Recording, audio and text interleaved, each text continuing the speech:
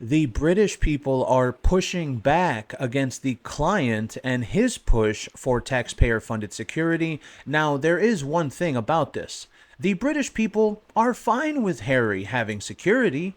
Just let him pay for it himself. Now, some people have said that that would turn England into some place where rich people go and pay for their own security. Now, I don't see why that's a bad thing, but that's one of the things that has been argued.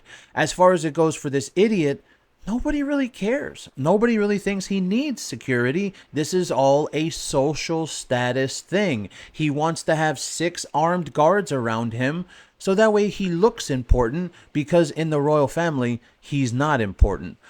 But Harry has long argued that without reinstated protection for him and his family, even though no one can prove those kids exist, even on a case-by-case basis, he can't safely return to Britain. Well, that's good. Nobody wants you there. As a matter of fact, all the British people keep saying that we in America have to keep him. We're trying as hard as we can to send him back. Supporters of his position claim that the threat level has changed, I guess, because of the stalker or something, since his original security downgrade. However, this effort is facing strong pushback in the UK. And I want to say that again. They're not pushing back saying, no, Harry doesn't need security. No, he doesn't deserve it. They're saying they don't want to pay for it. If Harry wants to get it, fine. But he has to pay for it, not them. The people in Britain feel that Harry's pursuit of taxpayer-funded protection after stepping away from frontline royal duties is unreasonable. Now, that's a good word, unreasonable. That's the least that we'll say. We could easily say curse words. We could easily insult this testicle, but we won't.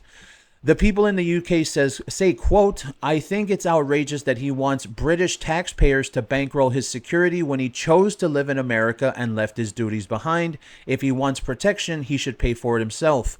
He walked away, another British person says, he walked away from being a working royal. Yeah, exactly. That's the big one. I could get 1 point. Let's say that the royal family actually exiled him. Right? And they said, no, testicle, you have to leave with your fake black wife. They told him to get the hell out of here. Get out of here, moron. Okay, we could get the argument, but he didn't. All of this was self-imposed. His exile was self-imposed. He chose all of this, right? So why the hell should anybody pay for his security? Pay for it yourself. Why should we, meaning the British people, why should we reroute our police resources to serve someone who barely visits and criticizes the country? That's very true.